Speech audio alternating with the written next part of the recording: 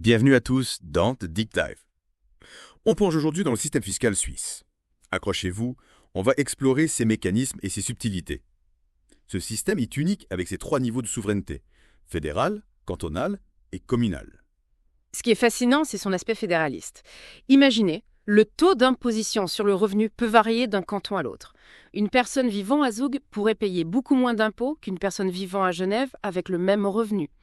C'est pour ça qu'il faut bien comprendre ces différences cantonales pour optimiser sa planification financière. Oui, c'est vraiment intéressant. Le lieu de résidence en Suisse a un impact significatif sur le montant des impôts. Avant de se perdre dans les cantons, commençons par les bases. Quelles sont les sources du droit fiscal suisse? On parle de loi, de jurisprudence, de doctrine.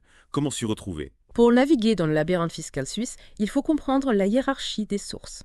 En haut, on trouve les traités internationaux, comme les conventions de double imposition. Ils influencent la législation nationale. Ensuite, il y a la Constitution fédérale qui pose les principes du système fiscal. Après, on a les lois fiscales, les ordonnances, la jurisprudence, la doctrine et la pratique fiscale. C'est comme un millefeuille juridique, des couches qui se superposent et interagissent. Mais concrètement, comment les juristes fiscaux suisses utilisent ces sources pour déterminer le montant de l'impôt? Ils suivent un raisonnement précis basé sur des questions clés. D'abord, identifie la base légale. Y a-t-il une loi qui prévoit l'imposition de ce revenu, de cette activité ou de ce bien sain? Ensuite, on détermine le sujet de l'impôt, qui est redevable en une personne physique, une entreprise, puis l'objet de l'impôt. Qu'est-ce qui est imposé? Le revenu, la fortune, la consommation. D'accord, on identifie ce qui est imposé et puis qui doit payer et sur quelle base légale. Mais comment arrive-t-on au montant final? C'est là qu'interviennent les déductions, l'assiette fiscale et le taux d'imposition. Les déductions permettent de soustraire certains frais du revenu brut pour obtenir le revenu imposable. L'assiette fiscale, c'est la base de calcul de l'impôt. Par exemple, pour l'impôt sur le revenu, l'assiette fiscale est le revenu imposable. Enfin, le taux d'imposition, c'est le pourcentage appliqué à l'assiette fiscale pour déterminer le montant de l'impôt. Donc on parle du revenu brut, on enlève les déductions, on arrive au revenu imposable qui sert de base pour le calcul de l'impôt en appliquant un taux d'imposition. Un processus complexe, mais logique. Kate. Parlons de la souveraineté fiscale des cantons. On sait que les cantons ont une grande autonomie, mais jusqu'où va-t-elle en matière fiscale? Effectivement, chaque canton a une souveraineté fiscale. Il a le pouvoir de lever des impôts. Mais cette souveraineté n'est pas absolue. Elle est encadrée par la Constitution fédérale qui impose des limites. C'est pour garantir une harmonisation du système fiscal suisse. Quelles sont ces limites? Qu'est-ce qui empêche un canton de décider d'imposer ses citoyens à des taux exorbitants ou d'inventer des impôts farfelus? La Constitution impose des principes fondamentaux qui restreignent la souveraineté fiscale des cantons. Par exemple, le principe de l'égalité. Il exige une base légale pour tout impôt. Le principe d'égalité. Il garantit une imposition équitable pour tous, la liberté économique. Elle limite l'impact des impôts sur l'activité économique. Et l'interdiction de la double imposition intercantonale, c'est le fait d'être imposé deux fois sur le même revenu par deux cantons différents. Ah oui, l'interdiction de la double imposition, c'est crucial. Imaginez les casse-têtes si on devait payer des impôts sur le même revenu dans plusieurs cantons. Mais concrètement, comment ces principes sont-ils appliqués? Qui veille à ce que les cantons ne dépassent pas les bornes? La jurisprudence joue un rôle crucial. Les tribunaux, et en particulier le tribunal fédéral, se prononcent sur la conformité des lois fiscales cantonales avec la Constitution. Ils ont développé un ensemble de règles pour protéger les contribuables contre une imposition excessive ou injuste. Donc la souveraineté des cantons est importante, mais elle est tempérée par des principes constitutionnels et par le contrôle des tribunaux. Le système suisse cherche un équilibre entre autonomie et harmonisation. Parlons de cette harmonisation. Comment s'opère-t-elle concrètement? L'harmonisation des impôts directs en Suisse vise à créer une certaine uniformité dans le système fiscal, tout en laissant une marge de manœuvre aux cantons. La loi fédérale sur l'harmonisation des impôts directs, la LHID, joue un rôle central. Elle établit un cadre général pour l'imposition du revenu et de la fortune des personnes physiques, ainsi que du bénéfice et du capital des entreprises. Donc il y a des règles communes à tous les cantons. Mais chaque canton garde une certaine liberté, c'est bien ça. Exactement. La LHID fixe les grands principes, définit les catégories de revenus et de déductions. Mais elle laisse aux cantons le soin de fixer leur propre taux d'imposition. C'est ce qui explique les variations du taux d'imposition d'un canton à l'autre.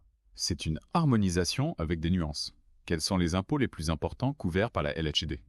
La LHID couvre les impôts sur le revenu et la fortune des personnes physiques, l'impôt sur le bénéfice et le capital des sociétés, l'impôt sur les gains immobiliers, l'impôt anticipé, les droits de timbre et les impôts sur les successions et les donations. Ah oui, l'impôt sur les gains immobiliers. Un sujet qui intéresse beaucoup, surtout avec le marché immobilier en effervescence. Comment fonctionne cet impôt en Suisse? L'impôt sur les gains immobiliers est prélevé par tous les cantons lors de la vente d'un bien immobilier. Le montant de l'impôt dépend de la différence entre le prix de vente et le prix d'acquisition du bien, et de la durée de détention du bien. Plus la durée de détention est longue, plus l'impôt est faible, voire nul dans certains cas. Donc si je vends ma maison après l'avoir habitée pendant 20 ans, je paierai moins d'impôts que si je la vendais après seulement 2 ans. En principe, oui.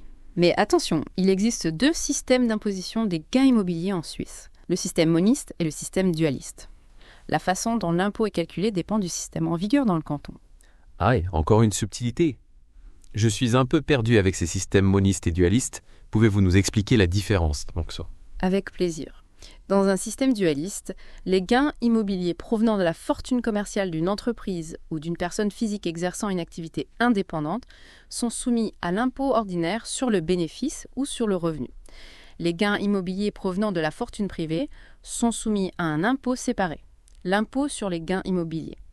Dans un système moniste, tous les gains immobiliers qui proviennent de la fortune privée ou de la fortune commerciale sont soumis au même impôt sur le revenu ou sur le bénéfice. D'accord, je commence à comprendre. Donc, si je suis un particulier et que je vends ma maison, le traitement fiscal de ce gain dépendra du canton. C'est ça. Exactement. Et chaque canton a ses propres règles en matière d'impôt sur les gains immobiliers. Certains appliquent un système moniste, d'autres un système dualiste. Et les taux d'imposition peuvent varier considérablement. Alors un conseil pour nos auditeurs qui envisagent d'acheter ou de vendre un bien immobilier en Suisse. Renseignez-vous bien sur le régime fiscal applicable dans le canton. Parlons maintenant des impôts qui touchent les particuliers. Quels sont les éléments clés à connaître aux suivants? En Suisse, il existe 2 types d'assujettissement à l'impôt. Illimité et limité. L'assujettissement illimité concerne les personnes domiciliées en Suisse. Elles sont imposables sur tous leurs revenus, quelle que soit leur provenance, suisse ou étrangère. L'assujettissement limité concerne les personnes qui ne sont pas domiciliées en Suisse, mais qui ont des liens économiques avec le pays. Donc si j'habite en France, mais que je travaille en Suisse, je suis assujetti à l'impôt en Suisse, mais de manière limitée. C'est exact. Vous serez imposé en Suisse uniquement sur les revenus que vous tirez de votre activité en Suisse. Par contre, si vous déménagez en Suisse et que vous y établissez votre domicile, vous deviendrez assujetti à l'impôt de manière illimitée. Et vous serez imposé sur l'ensemble de vos revenus mondiaux. Et comment définit-on le domicile fiscal en Suisse? Est-ce qu'il suffit de louer un appartement pour être considéré comme domicilié? Non, pas aussi simple. Le domicile fiscal est déterminé par la combinaison de 2 éléments. La résidence habituelle et l'intention de s'établir durablement. Si vous séjournez en Suisse sans interruption notable et que vous avez l'intention de vous y installer de façon permanente, vous êtes considéré comme domicilié en Suisse. Donc il faut vraiment avoir l'intention de s'installer en Suisse pour y être considéré comme domicilié fiscalement. Mais concrètement, séjourner sans interruption notable, ça veut dire quoi? Est-ce qu'un séjour de quelques mois suffit? Non, un séjour de quelques mois ne suffit généralement pas.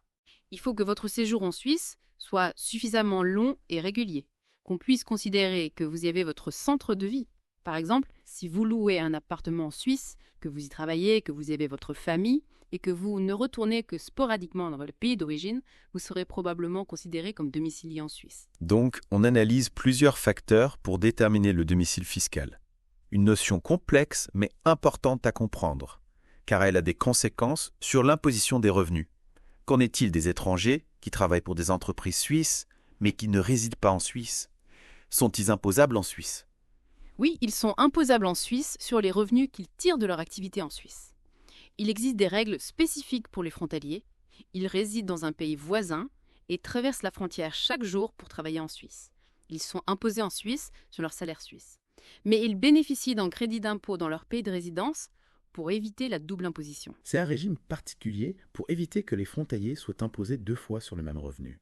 Et pour les étrangers qui travaillent pour des missions diplomatiques en Suisse, sont-ils également imposables en Suisse-Ma? Non, les diplomates et les membres de leur famille bénéficient généralement d'une exonération d'impôts en Suisse, en vertu des conventions internationales. Cette exonération vise à faciliter les relations diplomatiques entre les pays. C'est une exception au principe général d'imposition des revenus en Suisse. on voit que le système fiscal suisse est complexe. Il prend en compte de nombreux facteurs pour déterminer l'imposition des revenus, mais ce n'est que la partie émergée de l'iceberg. Dans la deuxième partie de cette deep dive, on va plonger plus en profondeur dans les différentes formes de revenus et à leur imposition en Suisse. Préparez-vous à découvrir les subtilités de l'imposition des salaires, des revenus de la fortune, des gains en capital et des autres revenus. Ce sera passionnant. On se replonge dans le vif du sujet. On a parlé des différentes catégories de revenus. Les revenus de l'activité lucrative, dépendante ou indépendante, les revenus de la fortune mobilière et immobilière, les revenus de la prévoyance et les autres types de revenus. Oui, tout à fait. Et on avait aussi parlé du principe de réalisation du revenu, qui dit que le revenu n'est imposable qu'au moment où il est perçu ou facturé. Un point important à retenir. Absolument. Par exemple, un salarié qui reçoit son 13e mois en janvier de l'année suivante, ce revenu sera imposable pour l'année où il a été gagné, même s'il est perçu l'année d'après. Pour les indépendants, c'est un peu différent.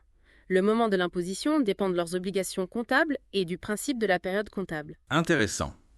Le moment où on touche l'argent ne correspond pas toujours au moment où il est imposé. Parlons maintenant des revenus du travail. Commençons par l'activité dépendante, le cas le plus courant. Comment définit-on un revenu provenant d'une activité dépendante ? Le critère principal, c'est l'absence d'indépendance, à la fois personnelle et économique. Un salarié est lié à son employeur par un contrat de travail. Il est soumis à ses instructions et ne supporte pas les risques économiques de son activité. En gros, il n'est pas son propre patron. Il travaille pour le compte d'autrui. Et quels sont les éléments qui composent le revenu imposable d'un salarié ? On imagine que c'est plus que le salaire mensuel. Bien sûr. Outre le salaire brut, il faut prendre en compte les prestations accessoires. Les commissions, les allocations, les primes, les gratifications, les participations aux bénéfices, etc. Sans oublier les prestations nature, comme la mise à disposition d'un logement de fonction, d'un véhicule de fonction, ou encore l'octroi d'actions de l'entreprise. Ah oui, les fameuses prestations en nature. Une voiture de fonction, ça peut faire rêver. Mais j'imagine que c'est aussi imposable. Tout à fait. Ces prestations en nature sont évaluées à leur valeur marchande. Par exemple, pour un véhicule de fonction, on prend en compte la valeur du véhicule, son âge, le kilométrage parcouru à des fins privées. Pour les actions, on tient compte de la différence entre la valeur vénale des actions et le prix d'acquisition ou d'attribution aux salariés. Donc même si on ne reçoit pas directement de l'argent, ces avantages sont considérés comme du revenu et sont imposés. Mais comment l'administration fiscale est-elle informée de ces informations PET ? Est-ce que c'est aux salariés de les déclarer ? Non, ce n'est pas aux salariés de les déclarer. Depuis 2007, les employeurs suisses doivent délivrer à leurs salariés un nouveau certificat de salaire. Il détaille tous les éléments du revenu et des déductions. Ce certificat est aussi transmis à l'administration fiscale. Ça permet d'harmoniser l'imposition des revenus du travail dans toute la Suisse. Ah, d'accord. Donc c'est l'employeur qui fait la déclaration pour salarié, c'est pratique. Parlons maintenant des déductions. On sait qu'en Suisse, on peut déduire certains frais de son revenu imposable. Quelles sont les déductions pour les salariés ? Les salariés peuvent déduire les frais professionnels, c'est-à-dire les frais engagés dans le cadre de leur activité lucrative et qui sont nécessaires pour acquérir le revenu. On parle des frais de déplacement entre le domicile et le lieu de travail, des frais de repas pris à l'extérieur quand le salarié ne peut pas rentrer déjeuner chez lui, des frais de formation continue pour maintenir ses compétences à jour, ou encore des frais de séjour hors du domicile si le travail nécessite de passer la nuit à l'extérieur. Et j'imagine que tous ces frais doivent être justifiés par des factures. Le fisc n'est pas du genre à faire confiance aveuglément. Effectivement. Le fisc peut demander des justificatifs pour tous les frais déduits. Il faut donc conserver toutes ces factures et ces reçus. Il existe des forfaits pour certains frais, comme les frais de déplacement. Ça simplifie la déclaration et évite de conserver une montagne de justificatifs. D'accord, il faut être organisé et garder ses papiers. Et pour les expatriés, y a-t-il des déductions particulières ? Oui, les expatriés peuvent bénéficier de déductions supplémentaires, notamment pour les frais de déménagement liés à leur installation en Suisse, les frais de logement en Suisse s'ils ont gardé un logement à l'étranger pendant une période de transition, ou encore les frais d'enseignement en langue étrangère pour leurs enfants mineurs. Ces déductions compensent les frais supplémentaires liés à l'expatriation. C'est bien de prendre en compte la situation des expatriés. Passons maintenant à l'activité indépendante. Comment définit-on une activité indépendante en Suisse ? Qu'est-ce qui la différencie de l'activité dépendante ? L'activité indépendante se caractérise par l'organisation propre et la liberté de choix du travailleur indépendant. Il met à disposition son travail et son capital et supporte les risques économiques de son activité. Contrairement au salarié, l'indépendant est son propre patron. Il décide de ses horaires, de ses méthodes de travail, et il est responsable de la réussite ou de l'échec de son entreprise. Donc la grande différence, c'est la liberté et la responsabilité. L'indépendant est libre de ses choix, mais il est aussi seul maître de son destin. Et en matière d'imposition, quelles sont les spécificités de l'activité indépendante? La principale différence est dans la détermination du revenu imposable.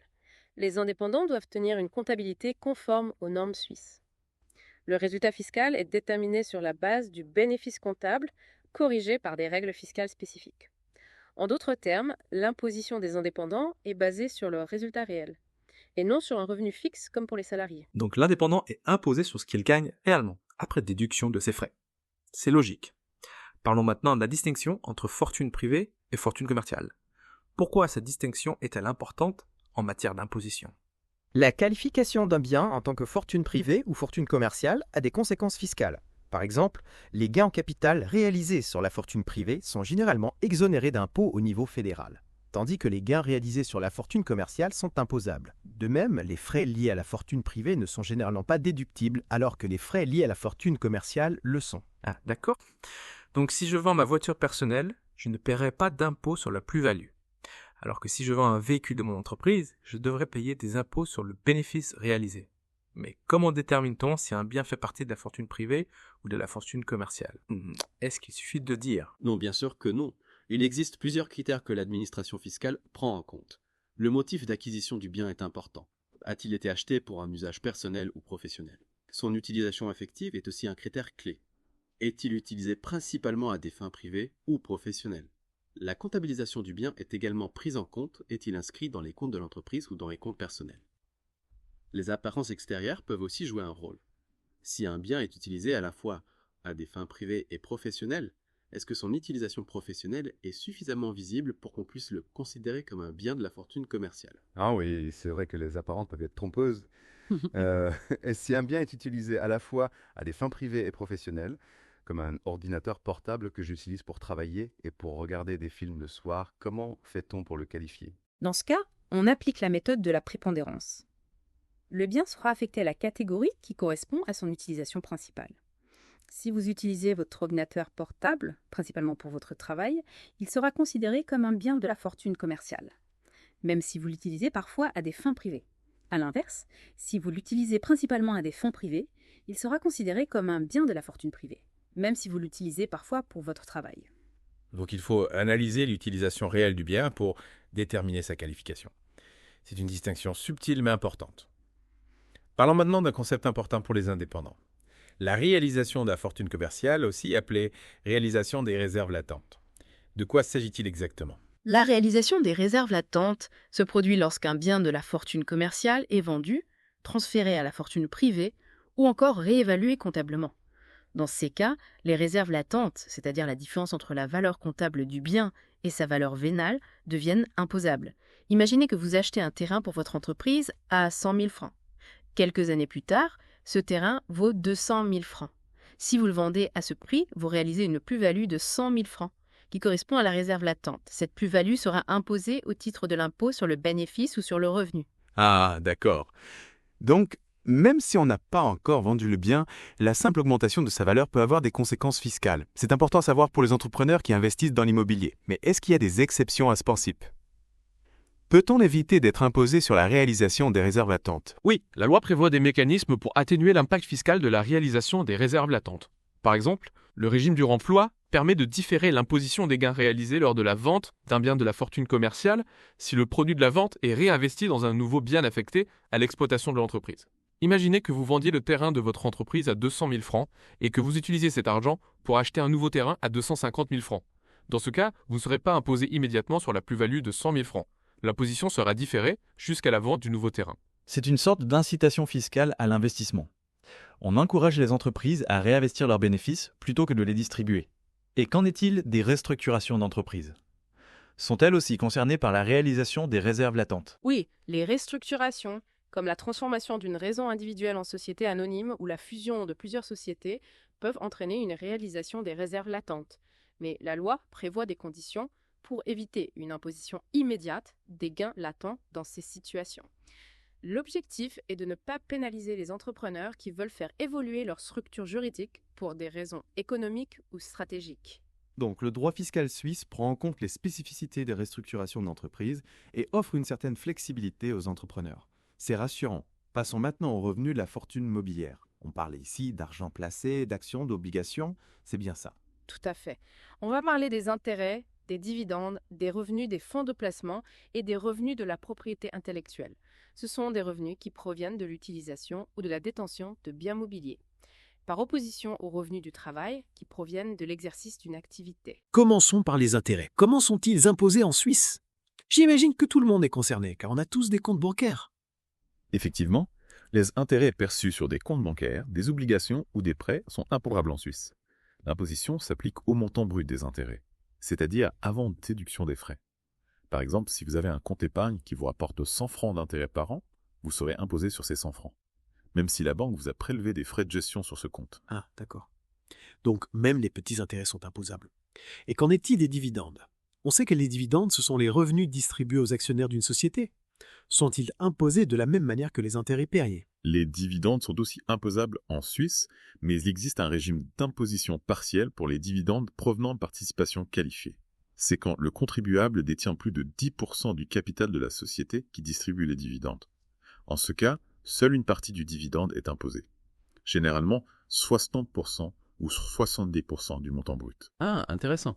Pourquoi cette différence de traitement entre les dividendes provenant de participations qualifiées et les autres dividendes? Cette mesure vise à éviter une double imposition économique des dividendes. Les bénéfices des sociétés sont déjà imposés au niveau de la société. L'imposition partielle des dividendes permet d'éviter que ces bénéfices soient imposés une deuxième fois au niveau des actionnaires.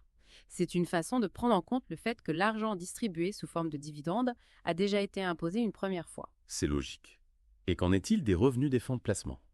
On sait que les fonds de placement sont des produits financiers qui permettent d'investir dans un panier d'actions, d'obligations ou d'autres actifs. Comment ces revenus sont-ils imposés? Les revenus des fonds de placement, qu'il s'agisse d'intérêts, de dividendes ou de gains en capital, sont imposables en Suisse. Le régime d'imposition dépend du type de fonds de placement. Pour les fonds de placement suisses, les revenus sont généralement imposés au même titre que les autres revenus. Pour les fonds de placement étrangers, il peut y avoir des règles spécifiques, notamment en matière de retenue à la source. Donc il faut bien se renseigner sur le régime fiscal du fonds de placement dans lequel on investit et les revenus de la propriété intellectuelle, comme les redevances perçues sur des brevets ou des droits d'auteur, sont-ils aussi imposables? Oui, bien sûr. Les revenus de la propriété intellectuelle sont considérés comme des revenus de la fortune mobilière. Ils sont donc imposables en Suisse. Ils sont généralement imposés au même titre que les autres revenus. Mais il peut y avoir des règles spécifiques en fonction du type de revenu et de la convention de double imposition applicable. On voit que les revenus de la fortune mobilière sont imposés de manière assez uniforme en Suisse, même s'il existe des particularités pour certains revenus. Passons maintenant aux revenus de la fortune immobilière. De quoi s'agit-il exactement? On parle des loyers perçus par les propriétaires. Oui, les loyers perçus par les propriétaires de biens immobiliers font partie des revenus de la fortune immobilière. Mais il n'y a pas que les loyers. On parle aussi de la valeur locative d'un bien immobilier occupé par son propriétaire, et des revenus provenant de droits de superficie ou d'autres servitudes. Ah, d'accord. Donc même si je n'habite pas dans un appartement et que je ne loue pas, je dois quand même payer des impôts sur la valeur locative de ce bien. C'est comme si je me louais l'appartement à moi-même. Et comment ces revenus sont-ils imposés? Y a-t-il des particularités par rapport aux autres types de revenus? Ces revenus sont imposés au même titre que les autres revenus. Les propriétaires peuvent déduire de ces revenus les frais liés à la propriété du bien, comme les frais d'entretien, les primes d'assurance, les frais d'administration, les intérêts hypothécaires, etc. L'objectif est d'imposer le revenu net de la propriété immobilière, c'est-à-dire le revenu qui reste après déduction de tous les frais. Donc il faut bien comptabiliser tous ces frais pour pouvoir les déduire de ces revenus locatifs. Parlons maintenant des gains en capital. Comment sont-ils imposés en Suisse? On a déjà parlé des gains immobiliers, mais qu'en est-il des gains réalisés sur la vente d'autres biens, comme des actions ou des obligations? La règle générale, c'est que les gains en capital réalisés sur la fortune privée sont exonérés d'impôts au niveau fédéral. Mais les cantons peuvent imposer les gains immobiliers, soit par un impôt spécial, soit en les ajoutant aux autres revenus. Les gains en capital réalisés sur la fortune commerciale sont toujours imposables et sont généralement ajoutés aux autres revenus. Pour les gains immobiliers, l'imposition dépend du système en vigueur dans le canton, moniste ou dualiste. D'accord, donc le régime d'imposition des gains en capital dépend de la nature de la fortune, privée ou commerciale, et du type de bien, mobilier ou immobilier. Il y a beaucoup de paramètres à prendre en compte. Parlons maintenant des autres revenus. Quels sont les revenus qui entrent dans cette catégorie? On a déjà parlé des revenus du travail, des revenus de la fortune mobilière et immobilière, des gains en capital. Qu'est-ce qu'il reste? On retrouve dans cette catégorie les revenus acquis en compensation d'un dommage, comme les indemnités d'assurance en cas d'accident ou de maladie, les revenus de l'assurance chômage, les indemnités reçues lors de la cessation d'une activité, ou encore les pensions alimentaires versées ou reçues. Ce sont des revenus qui ne rentrent pas dans les autres catégories, mais qui sont quand même imposables en Suisse. Et comment ces revenus sont-ils imposés? Est-ce qu'il y a des règles spécifiques? Ils sont généralement imposés comme les autres revenus. Mais il y a des exceptions. Par exemple, les gains de loterie provenant de casinos conformes au droit fédéral sont exonérés d'impôts. De même, certaines indemnités d'assurance peuvent être exonérées d'impôts si elles sont versées en compensation d'un dommage corporel. Ah, les fameux gains de loterie. Il faut croire que même le fisc suisse a un petit côté joueur. Passons maintenant aux revenus de la prévoyance. De quoi parle-t-on exactement? On parle de l'argent qu'on met de côté pour sa retraite. Tout à fait. Il s'agit des revenus provenant des différents piliers de la prévoyance suisse. L'AVS, le système de base de la prévoyance vieillesse, la LPP, la prévoyance professionnelle obligatoire, le troisième pilier, la prévoyance individuelle facultative. On distingue les prestations en capital versées en une seule fois et les prestations périodiques versées régulièrement, comme les rentes. Et comment ces revenus sont-ils imposés? Est-ce qu'on paie des impôts sur l'argent qu'on a mis de côté pendant des années pour notre retraite? Le régime d'imposition dépend du type de prestation et du pilier de prévoyance. Les prestations en capital provenant du deuxième pilier et du troisième pilier liés sont imposées séparément à un taux réduit. C'est une façon d'encourager l'épargne retraite. Les prestations en capital provenant du troisième pilier libre et les rentes viagères sont imposées au même titre que les autres revenus. Donc, il faut bien comprendre les règles de chaque pilier pour anticiper l'imposition de ces revenus de prévoyance. On voit que le système fiscal suisse est très complexe. Il y a beaucoup de règles à connaître. Heureusement, on a la chance d'avoir un expert comme vous pour nous guider dans ce labyrinthe. On arrive à la fin de cette deuxième partie de notre deep dive sur le système fiscal suisse. On a vu beaucoup de choses aujourd'hui. Les différentes catégories de revenus, les règles d'imposition, les déductions possibles, les cas particuliers. Oui, on a couvert beaucoup de terrain, dit Osiege. Mais ce n'est pas fini. Dans la troisième partie, on va se pencher sur les frais non déductibles, les différentes catégories de déduction, l'imposition dans le temps, les taux d'imposition et les méthodes de calcul. Préparez-vous, ça va être passionnant. WOM B. Dans les parties précédentes, on a vu comment le revenu imposable est calculé en Suisse et tous les types de revenus qui existent. Maintenant, parlons des frais non déductibles. On sait que le système suisse est assez généreux avec les déductions. Mais il y a des limites. Qu'est-ce qu'on ne peut pas déduire de ces impôts? Certains frais sont considérés comme des frais de la vie courante, donc on ne peut pas les déduire du revenu. Par exemple, les frais d'entretien du contribuable et de sa famille. Nourriture, vêtements, loisirs, les frais liés au remboursement de dettes, ou encore les frais d'acquisition ou d'amélioration de la fortune privée. Si je rénove ma cuisine, je ne peux pas déduire ces frais. Exactement. C'est considéré comme une amélioration de votre fortune privée. Par contre, si vous faites des travaux d'entretien, comme repeindre les murs ou réparer une fuite d'eau, ces frais seront déductibles. La frontière peut être floue. Il est toujours conseillé de se renseigner en cas de doute. Donc il faut distinguer entre l'entretien déductible et l'amélioration, qui ne l'est pas. Un piège à éviter.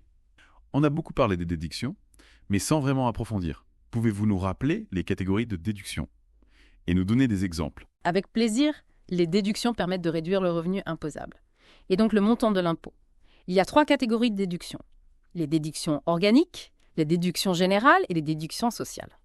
Les déductions organiques sont liées à l'activité lucrative du contribuable. Par exemple, le frais professionnel pour les salariés, les frais d'exploitation pour les indépendants, les amortissements, les provisions pour risques et charges ou encore les pertes. Si je suis salarié et que j'achète un ordinateur pour mon travail, je peux déduire son prix. Oui, si cet ordinateur est indispensable à votre activité et que vous pouvez le justifier, c'est une déduction organique. Passons aux déductions générales. Elles concernent les charges personnelles du contribuable.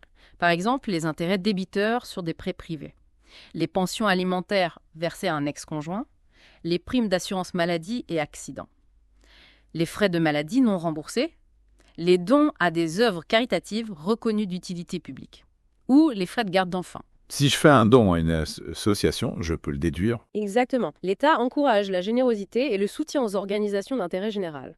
Enfin, les déductions sociales favorisent les familles et les personnes à charge. Il y a la déduction pour enfants. On déduit une somme par enfant à charge. La déduction pour personnes mariées. Un avantage pour les couples.